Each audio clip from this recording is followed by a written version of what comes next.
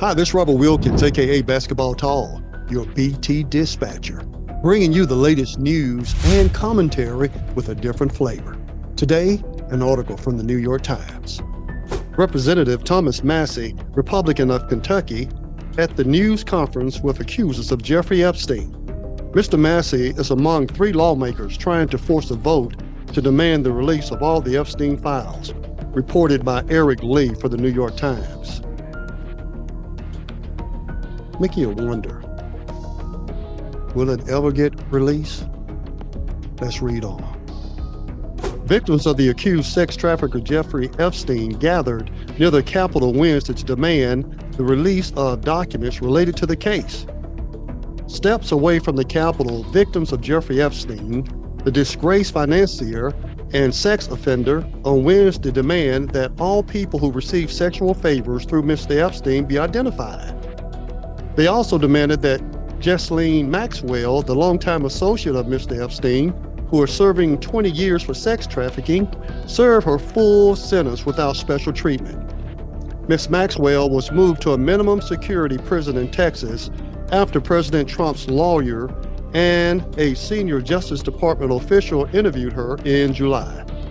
During the interview, Ms. Maxwell, who is seeking a presidential pardon or reduction of her sentence, downplayed Mr. Trump's long friendship with Mr. Epstein and praised the president.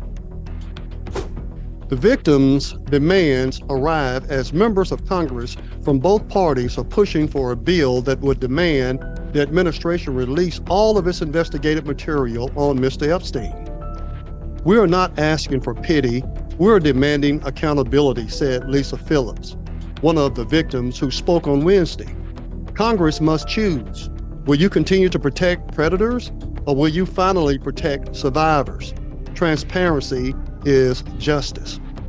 The Epstein files have become a burden for Mr. Trump, who has for months urged his base not to focus on them. At the White House on Wednesday, Mr. Trump called the matter a Democrat hoax. Ms. Phillips said she and other victims were compiling a list of people who were regularly in the Epstein world. She said the work would be done by survivors and for survivors. We know who was involved. We know the game, said Haley Robson, another victim, who talked about wanting accountability. We are sitting here for 20 years waiting. Mr. Epstein's voluminous file contains many records that have not been made public. Those records became the focus of claims, long stoked by Mr. Trump's allies, that the authorities might have covered up the involvement of other rich and powerful men. Mr. Epstein, who died by suicide in jail in 2019 while awaiting trial on sex trafficking charges, have long been connected to those men, cultivating friendship with Mr. Trump and former President Bill Clinton, among others. A series of articles by the Miami Herald revealed how the criminal justice system had bent over backward for Mr. Epstein, despite copious evidence against him. His treatment has fueled mistrust in the government and claims of cover-ups. Some Democratic members of Congress, who once dismissed such claims as baseless conspiracy theories, have also come to embrace them as the pressure mounts on Mr. Trump.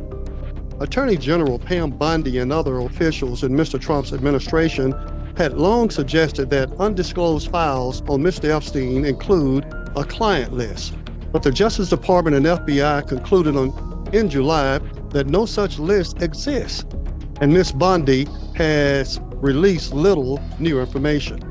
Ms. Robson, who was 16 when she was recruited to give Mr. Epstein massages and procure other girls, said she felt let down by the politicians who she said had turned the Epstein case into a partisan issue. Shame on you for using this trauma to weaponize this moment, she said. In a recent unsigned memo, the Justice Department and the FBI said that the Epstein files did not contain evidence that would justify investigating other people. Ms. Bondi has said that videos of child sexual abuse found by investigators were material that he downloaded, not, as some have suggested, videos that Mr. Epstein recorded of crimes by himself or his friends. Wendy Pasante, another survivor who spoke on Wednesday, said she had decided to share what she had gone through because she and other victims want recognition and accountability and to be able to move on.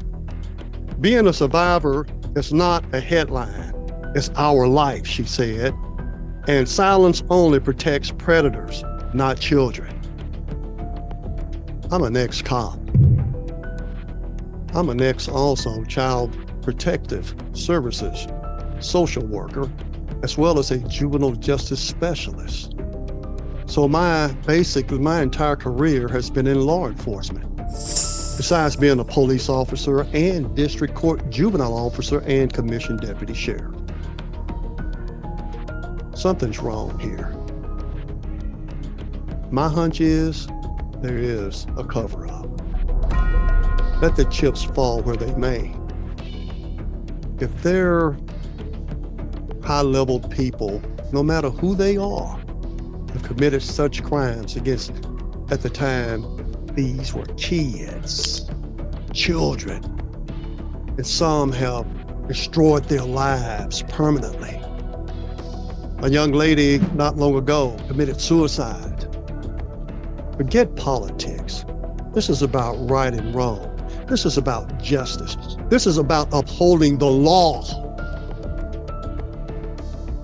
We don't need people that's tainting the criminal justice system in a negative way. It only takes one bad apple to spoil the whole bunch in the eyes of the public.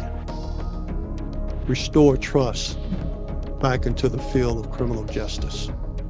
Restore the trust by releasing the files and or prosecuting those that committed such crimes. Robert Wilkins, you're a BT dispatcher. Go ahead, give me a thumbs up if you like what I'm talking about. And also subscribe and feel free to share this with others.